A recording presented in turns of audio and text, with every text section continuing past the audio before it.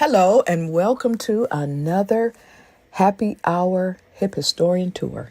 I am Brenda with the Arizona State Office of AARP, and we are the nation's largest nonprofit, nonpartisan organization that is dedicated to empowering people 50 and older to choose how they live as they age.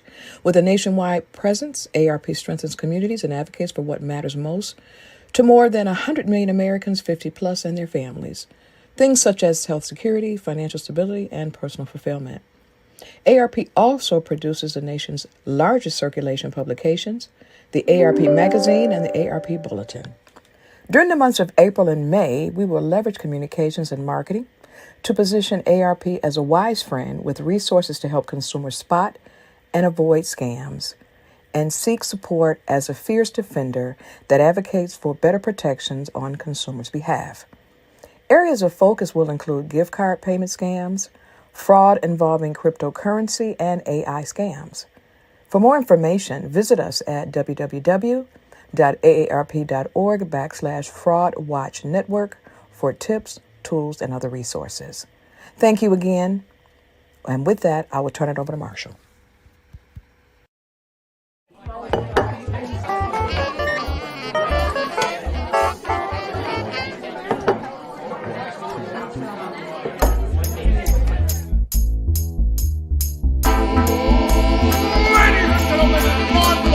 Folks, welcome to the show. Get ready to meet your host for the night, Arizona's very own hip historian himself, Marshall Shore. Well, hello and good evening. I want to welcome you all to Arizona History Happy Hour. I am so happy that you can join us on May 16th. You know, we've got a lot going on tonight.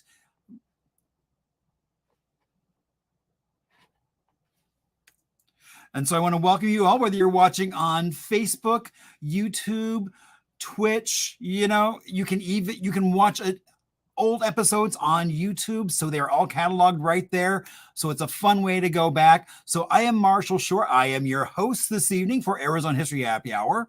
And so today is May 16th. And so, you know, it's kind of an important day. You know, if you've ever taken the train from Williams up to the Grand Canyon, you know, they have a train robbery. Oh my gosh. But, you know, those things were real. There was one time back in 1930 on May 16th, where there were three criminals that decided they were going to rob the train. But what they decided to do was they lit the train trellis near Globe on fire. Now, they got the timing wrong. So when the train came at them, basically the engineer just gunned the throttle and went right through the flames over the trellis, and everything was safe. The next day, that fire was still burning, and they were still very much looking for those three gentlemen who set that fire. Now, it is also International Pickle Day. You know, pickles date back to like 2000 BC, when they were a method of preserving food, typically in colder climates. But today we can celebrate, you know, those sweet, those dill. I mean, if you look internationally, you've got Korean kimchi. So pickles are everywhere. So go off and enjoy them. It is also National Aperitif Day. Now, typically it was a beverage that was served before you would eat as a way to stimulate. But, you know, they were very flavorful, and they still wind up in a lot of cocktails. Now, during Prohibition, all of those things were meant to mask the bad beverages or the barrels of horrible things that people were drinking. They just mask those flavors. Now, it is also National Nickel Day. You know, the nickel has been with us since the late 1800s. And, you know, it was quite a practical coin, because for the longest time, you could buy a Coca-Cola for just a nickel for almost a decade. Now, as more and more machines came up, you had jukeboxes, a variety of other mechanical devices that would take it.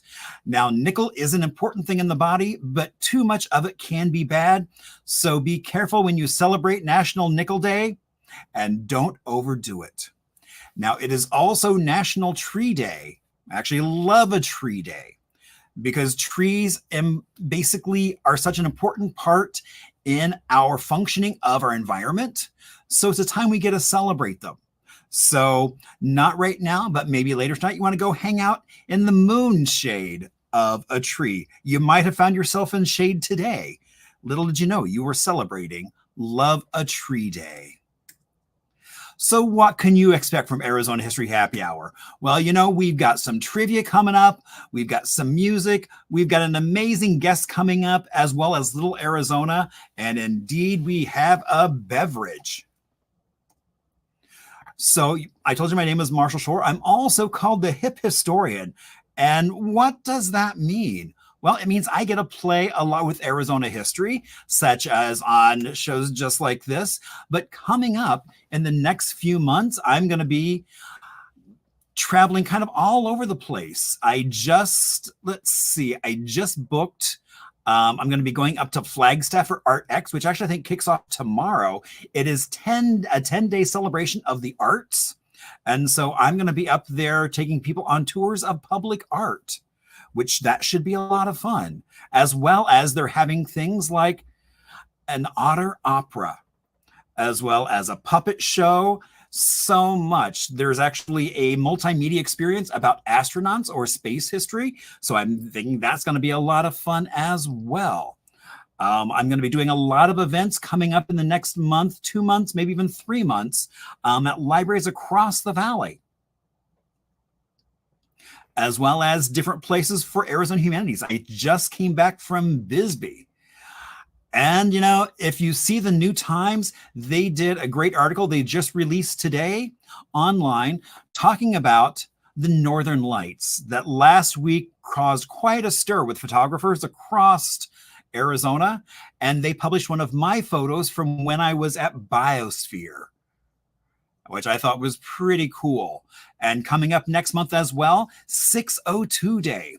The city is celebrating our area code with events all over the city. You can just go to 602day.com and plug in an event. If you're a business or something, you can do that, or you can join with another group and just celebrate our area code. And also, we're going to be doing an after hours event at the Phoenix Art Museum on June 7th. That is going to be LGBTQ Arts History of Arizona. So that's going to be a lot of fun as well. Now, I see some of you have found the chat. I also love to say, oops, went a little too far, that, if you're not able to do something in the chat, you can always throw a note off to me, because I love to hear from you all, whether it's on Facebook, Instagram, email, hello@hiphistorian, or even my website, hiphistorian.com. So I just love to hear from you all. And, it would not be happy hour if there was not a beverage. So let's hear from PJ. Welcome to Melinda's Alley. My name is PJ Vader-Baron, and I'm so happy today to introduce you to a new cocktail called the Mine Cart. So this is actually going to be a version of a classic cocktail called the Sidecar. The Sidecar was invented at a Marriott Hotel, the Ritz-Carlton in Paris. They serve it at the Hemingway Bar. Of course, theirs is about $2,000 because it's using such a high-end cognac. Ours is going to be a little bit more price accessible, although still celebrating some really wonderful ingredients. Now, Ernest Hemingway once said, don't worry about churches, government buildings, or city squares. If you really want to get to know a culture, spend a night in their bars. So I encourage you to spend a night in our bars here in Phoenix, including Melinda's Alley, but lots of cool spots around town to go to, making the same kind of wonderful cocktails that we're going to put together here. So instead of that cognac, like I said, we're going to put together actually a split base of Jefferson Ocean. Jefferson Ocean is this really cool bourbon that's aged at sea, and they do that by just driving it on a boat all over the world. And so it takes on a little bit of element from all the different places that it visits. And to me, that's one of the things that's so special about Arizona, is that it takes on a little bit of all the culture from the people who come to visit and people who move here. So that's just one thing that I think is so representative of the Sonoran Desert in our experience, particularly here in Phoenix. This is Chelly Limoncello. This is made locally. It's all hand-picked and hand peeled right here in Tempe and Mesa, and so we're going to use that as a split base for our sidecar. Instead of traditional lemon juice, I'm actually using a prickly pear lemonade. Really cool stuff there. And then I've got this cool Amaro, similar to green chartreuse. It's called Brucato Chaparral. Chaparral just means basically a desert where trees can grow. You know, most of Arizona isn't technically a desert, it's a chaparral. So we're going to use that. And then, of course, the traditional sidecar ingredient, which is a French orange cognac called Cointreau.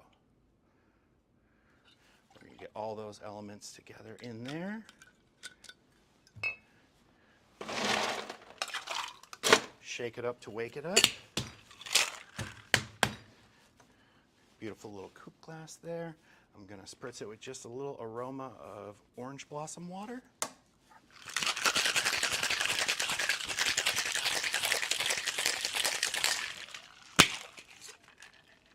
Okay. Let's see how we did.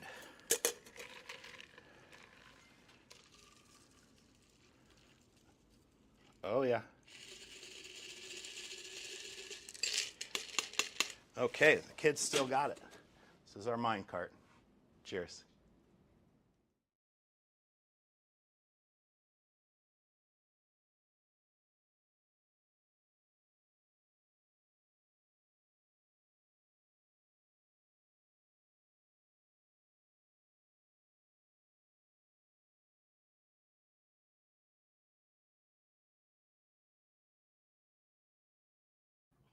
All right, so we are going to talk about Little Arizona, towns across Arizona, and tonight we are going to talk a little about Oracle, Arizona, which is in Pima County, population of just over 3,000, founded back in 1880. Now, the name Oracle stems from one of the folks that came in as one of the early miners, had a mining claim there, and he actually survived a terrible storm on a ship called the Oracle. So that's what he named his first mine, and the town eventually picked it up. Now, they were by no means the first folks to be living there. Because it's a sky island at about 4,500 square feet or feet above sea level, it's got a very temperate climate, lots of oak stands, tall grass, canyons, veins of ore, and beautiful views. And those beautiful views attracted folks like the Hohokam, who were there and settled near the San Pedro River. And so they fished, they farmed, they gathered, and many of their ancestors are in the same area doing many of the same things as well. And then other folks started moving in. You had William Curley and Annie Neal. They built the Mountain View Hotel, which was quite luxurious. And so you start having, around this time period, people coming in for their health because of tuberculosis, but also recreation to enjoy that beautiful weather. And more kind of health hotels or ranches start opening up. And so you also have Oracle State Park right there, which is right along the Arizona Trail, which goes from Mexico all the way through to Utah, going through Arizona with some spectacular views. And there's a stop right here. All right. And then, so Rancho Loma Vista was one of the first to really cater to the Hollywood set. And I think probably the most interesting thing was Andy Warhol wound up there in the late 60s as he was filming the last movie that he directed. And so that was called Lonesome Cowboy. And there's a whole story in that, but that's for another show. Now, if you go down the street a little bit further, you will find indeed Biosphere 2.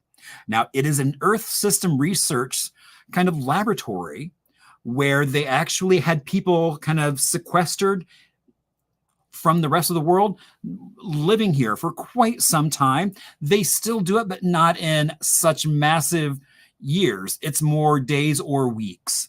But it is still a educational facility now currently run by U of A. And that history brought to today, you have like the Triangle L Ranch, which has this amazing history. They even have a little museum to themselves right there on site, but it's become an art ranch. And so you wander around this acreage and you see old signs from Highway 80. You see buildings that have been repurposed into galleries. There are statuary and all kinds of things littered throughout the land. So, I think I didn't realize how cool Oracle really was until I went there and started hanging out for a little bit. And so they bring the history to the now, and even the arts are involved there. So now is the time where you get to hear from someone else other than just me. So I want to bring on my good friend, Eli. Hello. Hey, how are you? I am good. And yourself? Really good. It's off to a good start. I love pickles. I definitely appreciated a tree today, and it was fascinating to hear where Oracle got its name. I didn't know that. I had no idea. I thought it was a ship. Yeah. In the middle of the desert. So indeed. So Eli, for folks that don't know much about you, tell us a little bit about yourself. Yeah, sure. I live in Tucson. I'm an artist and a designer, also a furniture maker, and an exhibition designer. And that takes me to my day job. So by day, I am the exhibit supervisor at the Arizona Sonoran Desert Museum here in Tucson. Oh, cool.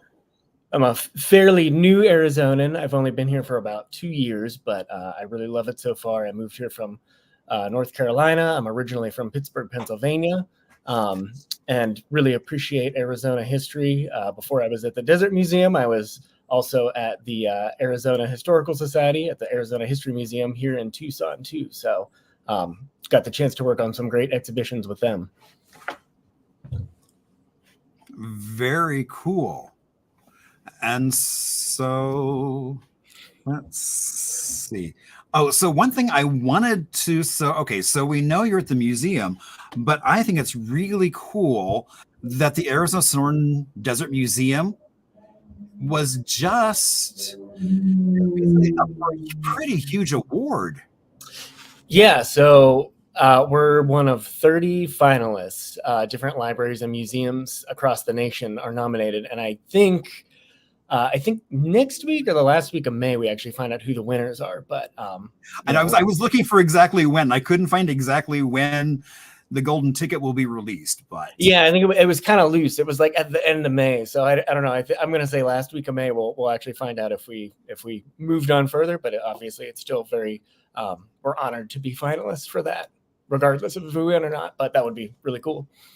Indeed. And so, so we've got a little bit of trivia. Now here in Happy Hour, we don't do trivia the same way you might be seeing trivia in bars where it's here's the answer, on to the next thing, and forget all about that. But here what we do is we have our trivia questions that are all multiple choice. So even if you don't know the answer, you can take a stab and, pretty good shot of getting it right.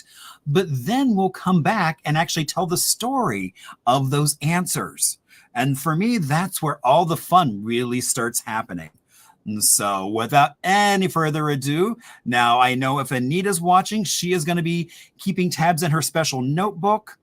However you want to do it. Some folks do it in the chat. It's great however you want to do it. It's all about having fun and learning. And so, all right, our first question is, the Desert Museum has promoted several infrastructure projects such as A, the paving the scenic treacherous Gates Pass on the west side of Tucson. B, the tapping of the Avra Valley Aquifer. C, the fortification of the Santa Cruz River. Or D, the extension of several City of Tucson bus routes. So which of those do you think was prompted as part of the Desert Museum? All right. Question 2. In what year did the Arizona Sonoran Desert Museum officially open? Was it A, 1945, B, 1970, C, 1961, or D, 1952? So one of those is the year the Arizona Sonoran Desert Museum officially opened. All right. So I guess we're now just gonna. So how do you pronounce that? AS? Is there? Do you actually say out the letters, or do you? Oh, I just say ASDM, but it's just just the Arizona Sonoran Desert Museum. So Okay, because librarians love to do acronyms that then oh, have and some say like awkward verbalization that makes no yeah, sense. some ASDM or As so something. that, Yeah, right, I wanted yeah, to make sure I wasn't going to call it by the wrong name. yeah. No, So, ASDM is good, but thank you um, for checking. all right. Question 3: ASDM has pioneered the realistic recreation of rocks. The cast forms of these iconic lizard enclosures at the front gate were made from which nearby mountain range? A, the Santa Calientes. B, Tortolitas. C, Dragoon. Or D, the Superstitions. And it was funny being in Biosphere, they were talking about how in the main area, they had all these rocks done. They did it just like a month ago, recreating another section that looks like Mars. And they said Oh, the art of actually doing that recreation of rocks has really diminished. There's those old folks that were doing it aren't doing it. yeah. And the There's cost, really, especially compared to how important it was or how prominent it was. You could say in Tucson, especially before. I mean, there were multiple companies that were doing this rock work as it's known worldwide, and there still are some. Simrock is one of them, for instance, that's still located here. But yeah, it's a big deal, and I didn't really think about it, I guess, until I started directing exhibits at the Desert Museum. But yeah, it's a really unique way to make naturalistic environments. And you think about it, things like when you want to mask the side of a hillside or mountain that you've cut through on a highway, like that's often fake rock work. Obviously anything at zoos or museums like us, also rock work, but right. like private residences, sometimes people don't have large rocks, but they want a naturally incorporated garden bed or something. And it's, yeah, a lot of skill and yeah. Indeed. All right. Question 4: which of these animal exhibitory techniques was first pioneered by the museum? Was it A, the walk-in aviary? B, creating underground viewing areas?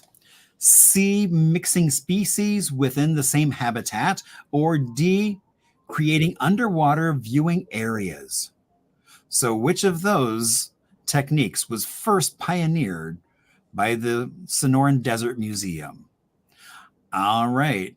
ASDM question 5 has had the most successful captive breeding program in the world of what animal? Would that be A, the chuckwallas, B, the hummingbirds, C, javelinas, or D, the desert pupfish? Ooh, those are all really good. Mm-hmm. And very Arizona, any of them could be right, Indeed, but only one of them is right. All right, question 6. Which of these items did the museum once own a patent to? A, an improved pair of snake tongs.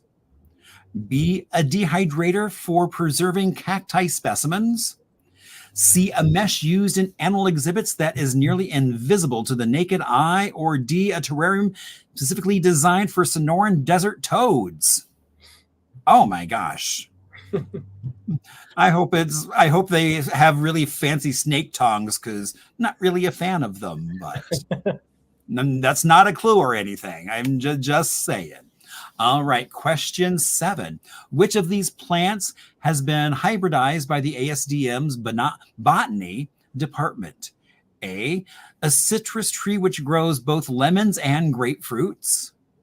B, a globe mallow with deep blue flowers. C, the cardent or elephant cactus, a species often mistaken for saguaro. Or D, a thorn-free version of the palo verde tree. Ooh, wow, lots of good options there, but only one of those is right. All right, question 8. Which of the following is true about the exhibits at the ASDM?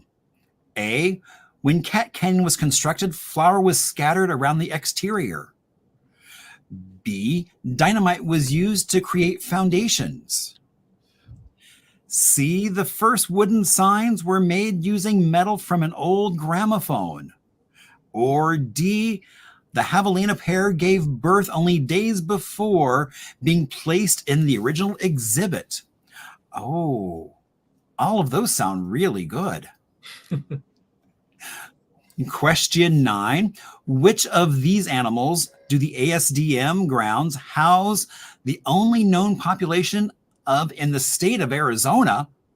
What? All right. Okay. So A, indigo snake, B, the spiny-tailed iguana, C, the elf owl, or D, the elegant tarragano? Trogan. Trogan. Ah. Yeah, and bird people will go nuts for that. So it's a very special bird. Oh, again, not a clue. Not.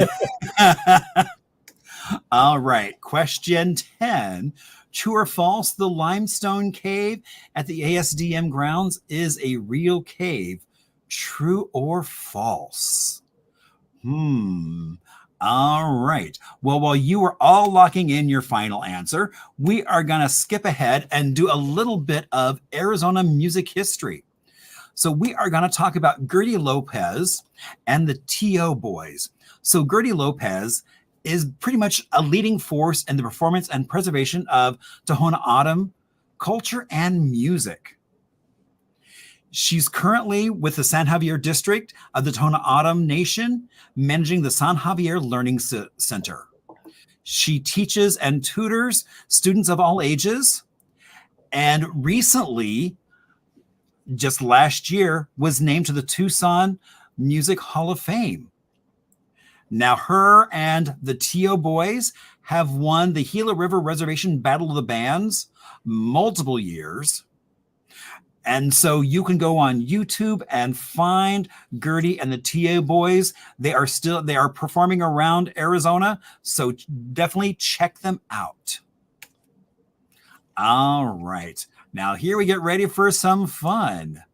So question 1, the Desert Museum has prompted several infrastructure projects such as A, the paving of the scenic but treacherous Gates Pass on the west side of Tucson. Yes, and if you've driven Gates Pass, which I'm sure a lot of people have, even paved, it is fairly treacherous. So it's pretty amazing that for the first year or so, and prior to that, when they were still building the museum out, that they were doing it all on dirt roads over the whole thing. And yeah, there's stories of, you know, accidents and sliding off the road and many things that happened, you know, when everything was coming together. So it was a really good decision to pave it, but it is still very scenic and also still very treacherous, even with the paving there. And I drive over it twice every day. It's my commute, so I can definitely attest to that. Wow. All right. Question 2. In what year did the Arizona Sonoran Desert Museum officially open? 1952. D. Yeah. Sorry, I don't want to steal your thought. I don't know if I'm supposed to. Oh, no, go right ahead. I mean, if you want to answer, I mean.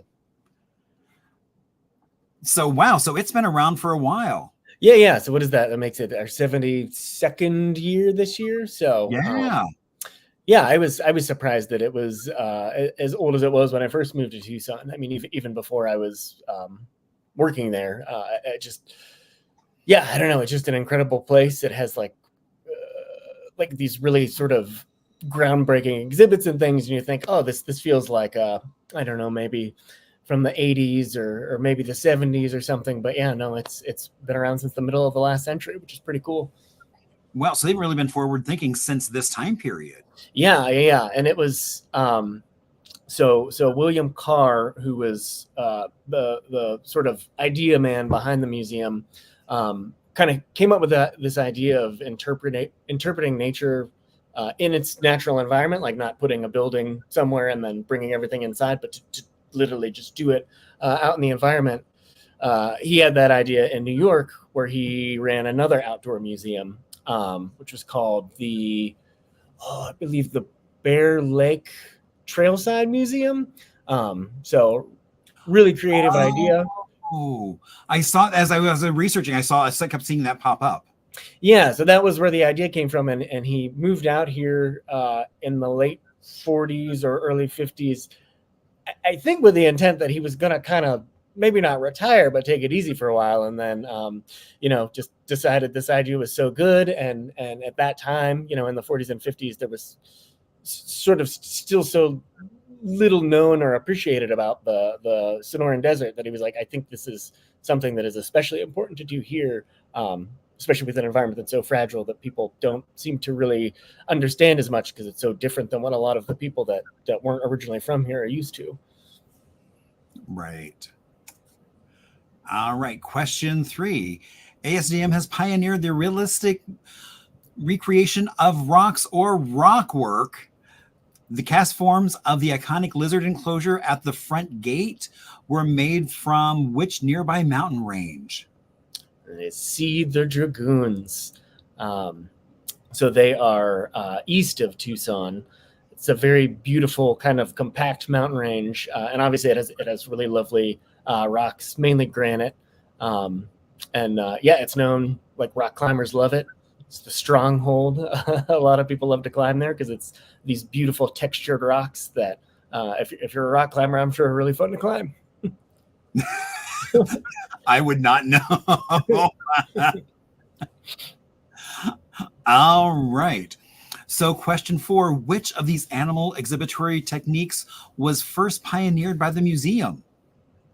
Yeah, so B, creating underground viewing areas. And we do have examples of all of the possible answers to that question, but to my knowledge, this is the only one that we were the first to exhibit. So, I think it makes sense if you think about the desert. It's really hot during the day, as we all know. So what do the animals do to avoid the heat? Many of them go underground. So this was an issue, when you're trying to exhibit outside in the natural surroundings as they are. So, I think 4 or 5 people came together to have this great idea. So they're like, what do we do? Well, what if we just take the people underground where the animals would be and keep them cool? So another really creative idea. That lots of other places have now used. I mean, there are so many places where I've gone where you actually, like, I've seen like groundhog, and so you actually, it's like you see them running around, but you go down these little kind of trails and you're right there with them. Yeah, and it's super cool. And I want to say the idea was, somebody saw like an illustration. It wasn't even a photo of an animal that burrowed underground. I think it was in National Geographic, and they saw this illustration, one of the people that pioneered the tunnel exhibit, and they were like, but what if we make that but in real life? And it was crazy enough to work. Look at that. Art has yet again influenced the real world. All right. Question 5. ASDM has had the most successful captive breeding program in the world of what animal? And that's A, chuckwallas. And they are everywhere.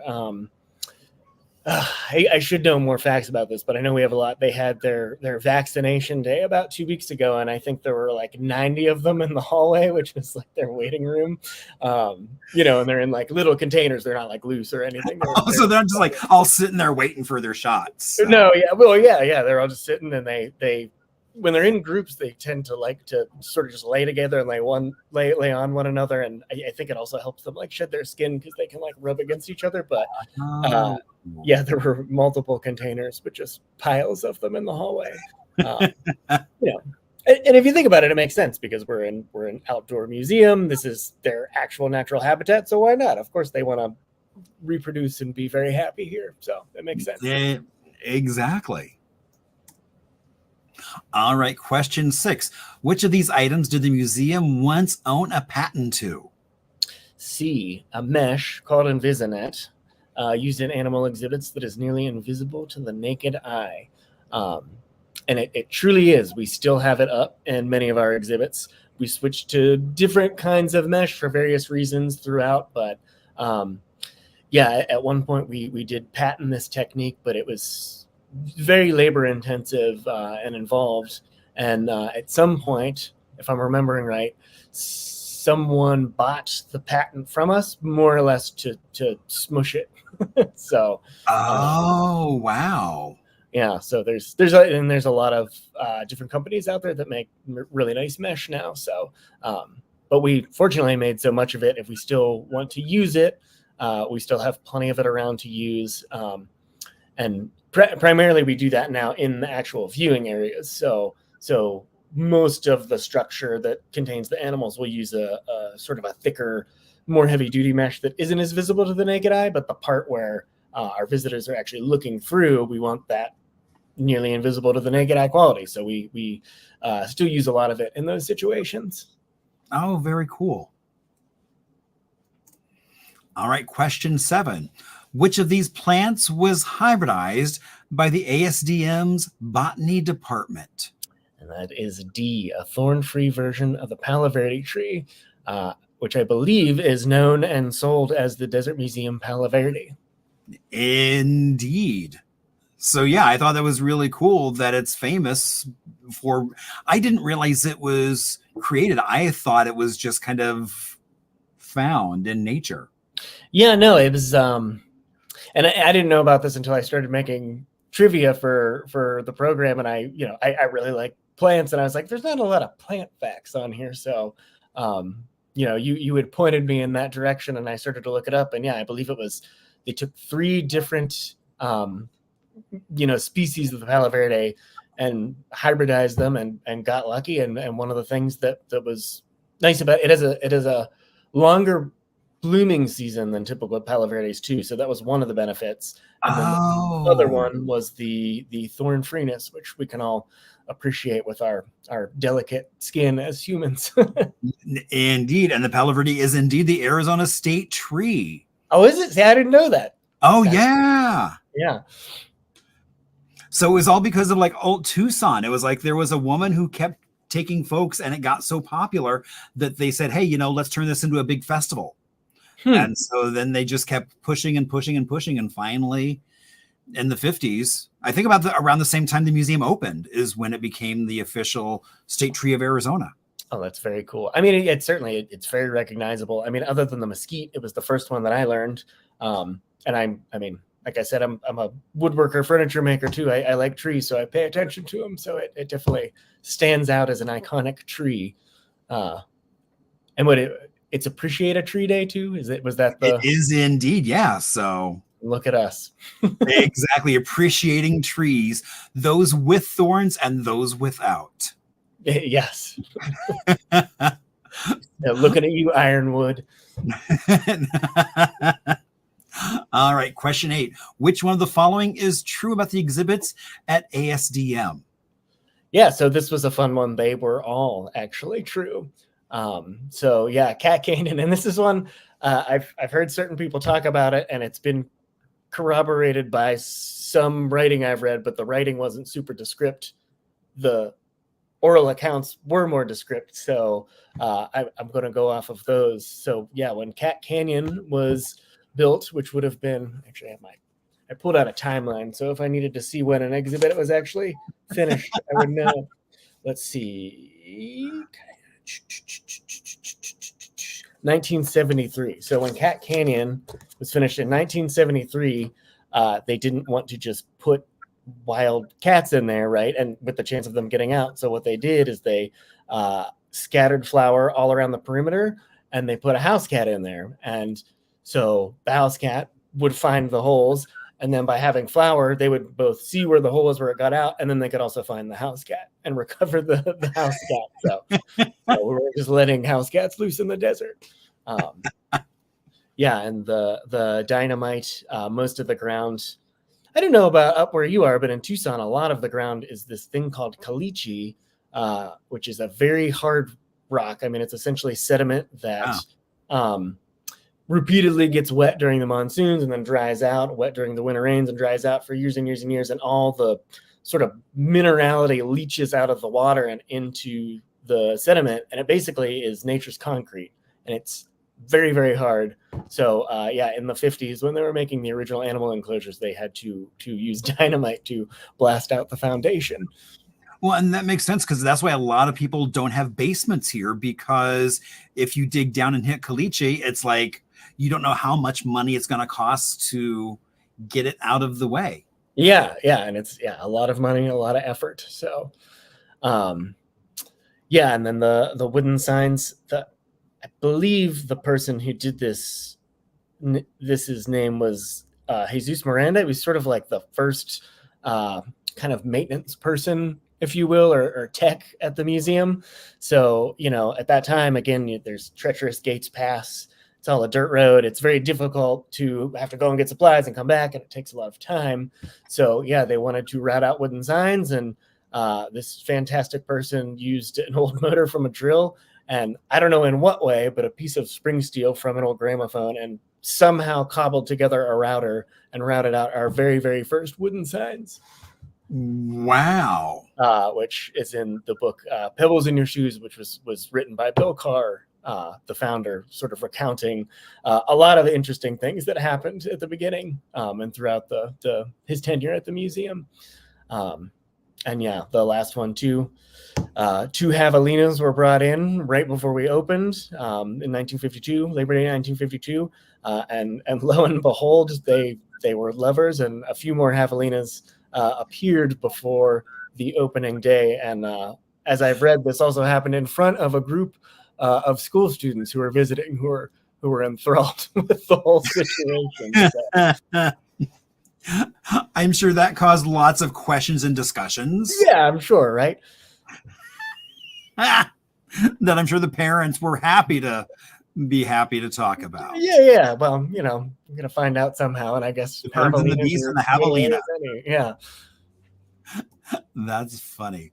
All right, question 9. Which of these animals does the ASDM grounds house the only known population in the state of Arizona? And that was B, spiny-tailed iguanas. So, yeah, again, our name, Arizona Sonoran Desert Museum. So we house species that don't necessarily live in Arizona. They can live anywhere in Sonora too, which the spiny-tailed iguanas do. At some point, they were brought to the grounds, and I don't know if they escaped or how they ended up on the grounds. They're not, in an exhibit, but if you've been to the Desert Museum, they patrol the grounds to a large degree, especially this time of year. They're very active, and it's interesting. We have a lot of bronze animal sculptures around the grounds, and these fellas, their natural coloration actually sort of looks like a patina bronze.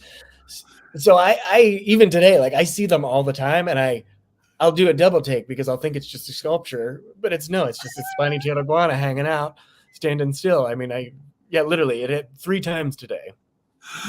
And then it moves. It's like, oh my gosh, what's going on? And they're quite large. So yeah, sometimes you'll see them like moving, and you're like, whoa, yeah. That's funny.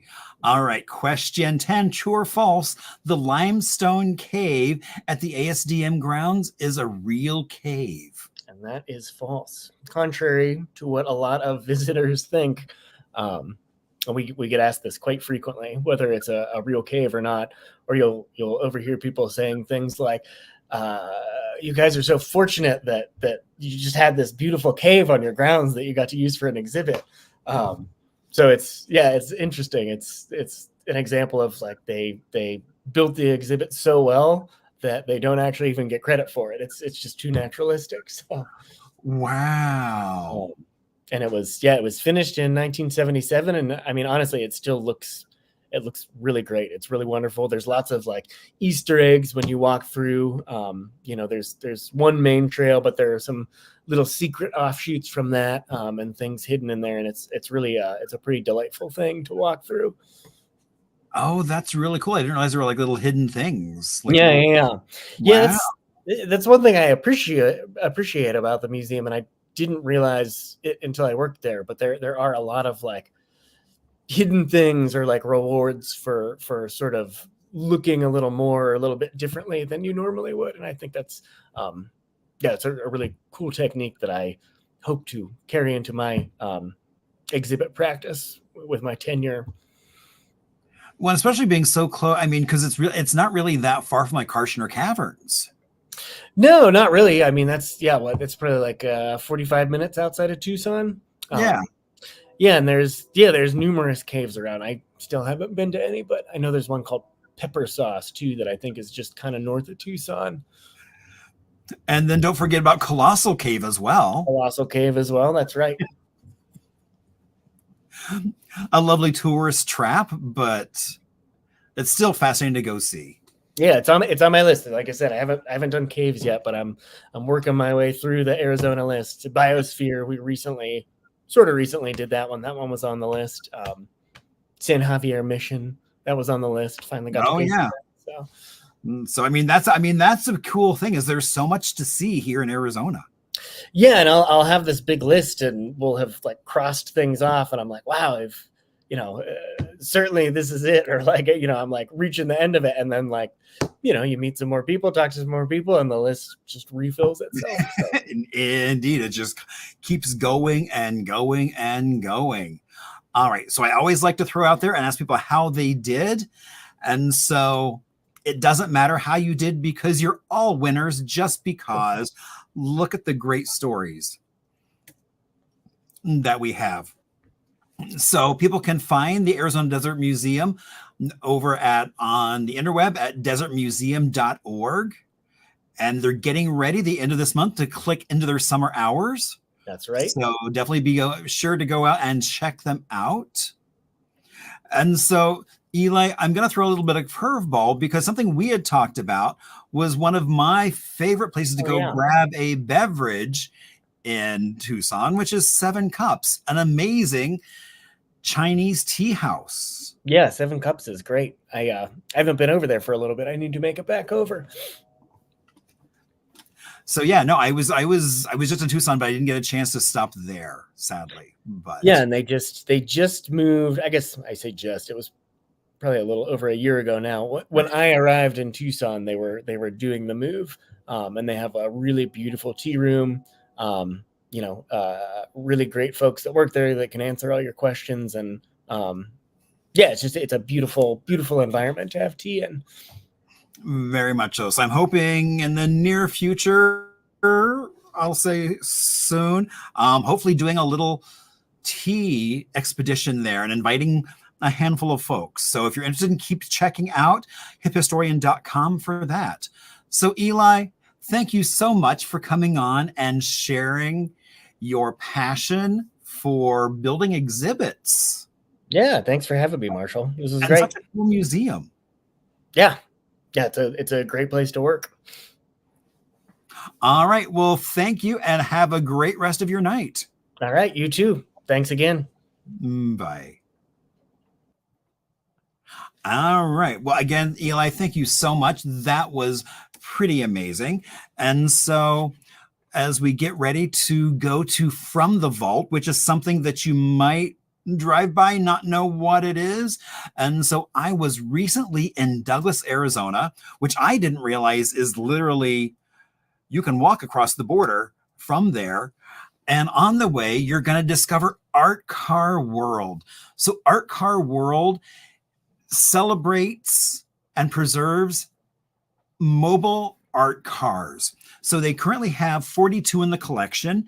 And so they are under construction. They have plans to create some amazing exhibits. It was such a fun adventure to go to. I definitely want to go back and spend more time. And so you can kind of see it really is this really amazing kind of folk art. I mean, there was one car that this guy created because his wife had passed away and she was a hoarder of jewelry.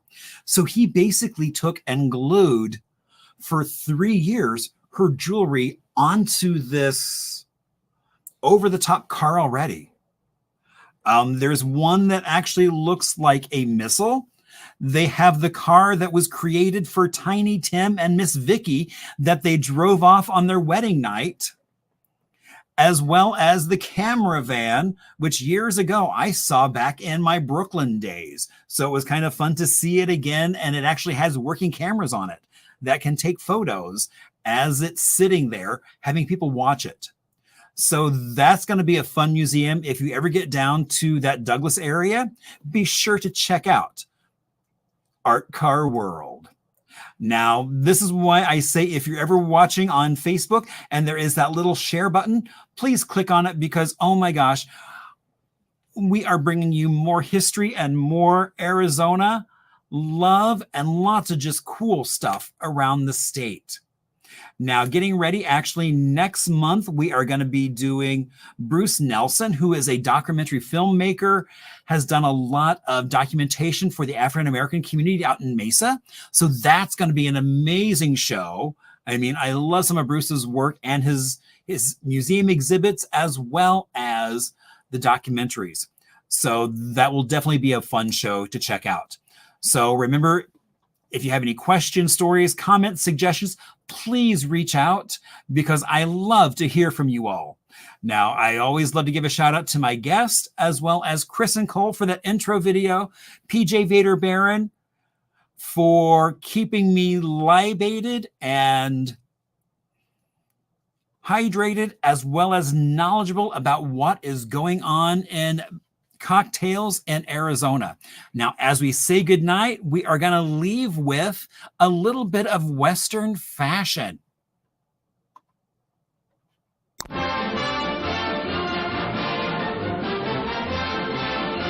Easterner Marianne, arriving in Phoenix for an Arizona vacation, is greeted by Joyce, who is wearing a typical Western squaw dress from the Arizona Fashion Council.